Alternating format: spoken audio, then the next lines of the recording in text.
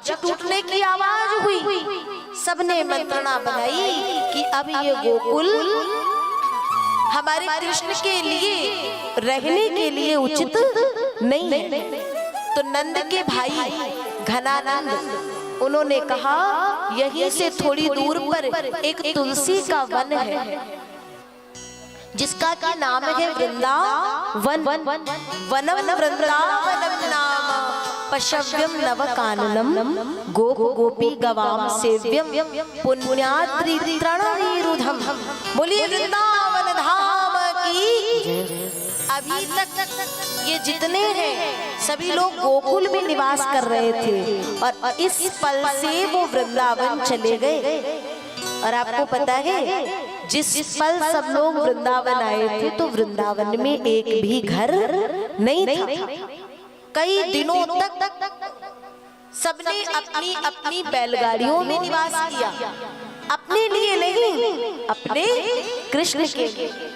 वहां जाकर के सभी निवास करते हैं। और एक दिन माँ से अनुमति ली कि माँ अब मैं थोड़ा बड़ा हो गया हूँ, मुझे गौचारण की अनुमति चाहिए, मुझे गैया मैया को चराने के लिए जाना है। क्यों? गवाम चरणम धूलिम तू सर्व पाप प्रणाशनम।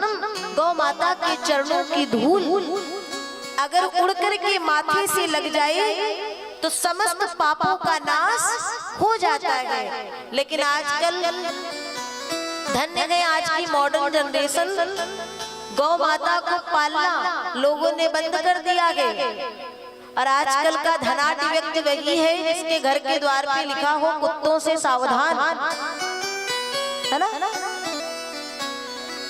और बड़े बड़े रुतबे से लोग बताते हैं हमारा जो डॉगी है वो इतने हजार का है, इतने लाख का है। उनसे पूछो आपके आंगन में गौ माता है? नहीं नहीं नहीं नहीं, वो गौ माता क्या है, गोबर करती है, इधर उधर कहीं गौमूत्र पड़ा रहेगा, सफाई करने वाला कोई नहीं है। और वो जो स्वान है वो उनके डल्लक के गद्दे में बराबर से बैठता है, क्योंकि स्वान को सोना दे रहा है और गौ माता गंदगी फैलाती है। धन्य है मूर्खता की भी हद है सरकार। जिस गौ माता में समस्त देवी देवता निवास करते हो, जिस गौ माता के चलते परमात्मा ने अवतार लिया हो, आज ऐसी गौ माता के गोबर को पहले लोगों के आंगन घर कच्चे हुआ करते थे। आज भी घर में जब कोई पूजन होता है तो पंडित जी कहते हैं गाय का गोबर लेके आओ, गौमूत्र से छिड़काव करो तो स्थान पवित्र होगा। पवित्रीकरण गौमूत्र से कराया जा रहा है। और ऐसी गौ माता को बताते सफाई कौन करेगा? और वो स्वान को घर की चौखट के बाहर रखा जाता है। उसको आप रोटी दे सकते हो, उसकी सेवा कर सकते हो, लेकिन घर की चौखट के भीतर प्रवेश नहीं दे सकते हो। तब ये व्यासपीठ निवेदन कर दे, अगर सनातन धर्मी और सनातन सभ्यता को मानते हो तो ये घर में ये स्वान पालना बंद करके और गौ पालन करना आरंभ कर दो। कृष्ण का गाय के प्रति प्रेम कैसा है कि माँ ने कहा तू अगर गैया चराने जाएगा तो तेरे सुकोमल चरणों में कांटे न लग जाए तो मैं तेरे लिए छोटी छोटी जूतियां बना दूं। तो कृष्ण ने कहा तो माँ ऐसा कर, मुझसे पहले मेरी गैया मैया के लिए बना, अगर मेरे पाँव में कांटा लगेगा तो उसे भी तो कांटा लगेगा ना, इसलिए उसके लिए पहले बना दो। मैया कहती कनुए गैया भी कहीं कोई जूती पहनती है क्या? तो बोले फिर मैं अपनी माँ के साथ में पादुका धारण करके चलने वाला नहीं हूँ।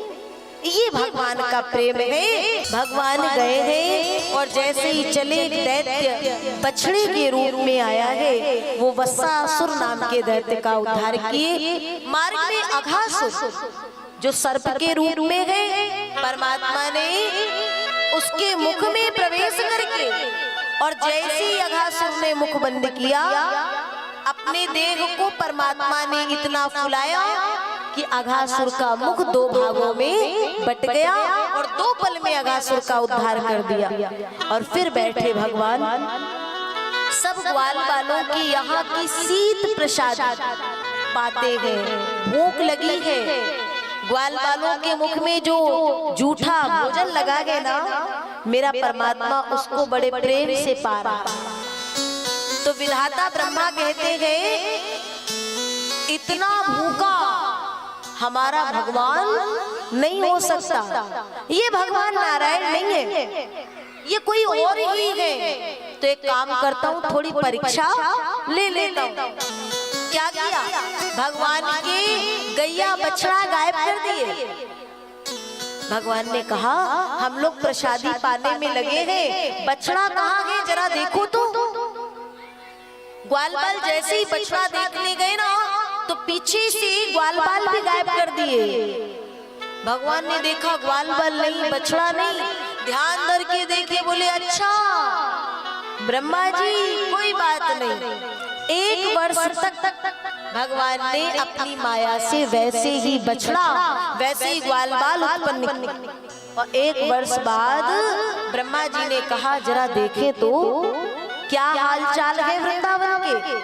तो यहाँ तो वैसे ही हाल चाल है। कन्हैया ने देखा कि ब्रह्मा इधर आए तो भगवान कृष्ण ब्रह्मा जी के लोक में गए और ब्रह्मा जी बनकर के कहते हैं उनके द्वारपालों से, सुनो आजकल बहुत से बहरूपिया ब्रह्मा विष्णु बने घूम रहे, कोई मेरी तरह ब्रह्मा बन के आए तो उसे भीतर आने न देना। स्वयं गद्दी पर बैठ गए। असली ब्रह्मा जब पहुंचे सरकार, द्वारपालों ने रोक दिया, रुको किधर जाते हो?